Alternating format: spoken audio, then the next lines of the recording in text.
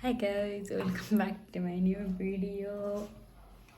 Don't judge my looks because मलाई एकदमै निद्रा लागिरहेको तर पनि म यहाँ केही खाएर सुतम न त भनेर पकाउँदैछु.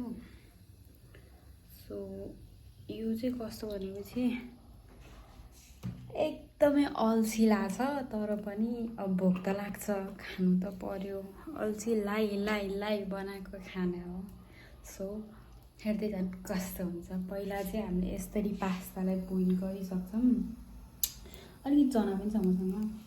अनि यहाँ तेल हालेर रेडी पारिसकेँ मैले. अब यहाँ तपाईँलाई हाल्न मन लाग्छ जे हाल्न मन लाग्छ हाल्नुहोस्. लसुन प्याज टमाटर जाँगर लाग्छ भने अलिकति के भन्छन् हौ त्यो गाजर साँजर पनि काटेर हाल्नु है. तर ममा जाँगर छैन सो म केही नै हाल्दिनँ. बस खुर्सानी पड्काउँछु यसमा. अनि त्यसपछि के बनाउँछु खुर्सानी हाल्छु. देन यसमा चना हाल्छु, एकछिन बोड्छु. अनि त्यस पछाडि चाहिँ पास्ता हाल्छु, एकछिन बोड्छु. अनि नुन हाल्छु अनि एकछिन बोड्छु. पाक्यो. म पाकेपछि देखाउँछु ल. बाई.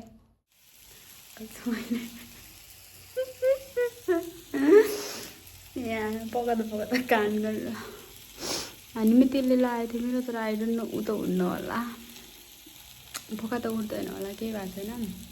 उसो झ्याप्पै तेल पऱ्यो त्यही कुहिँदैन.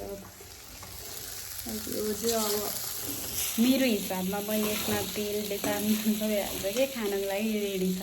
जसमा म स्वादको लागि युज गर्नेवाला छु सेन्चुरी चाट मसला.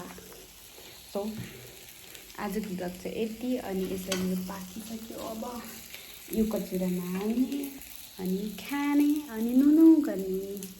आजको लागि यति. Bye. See you in next video.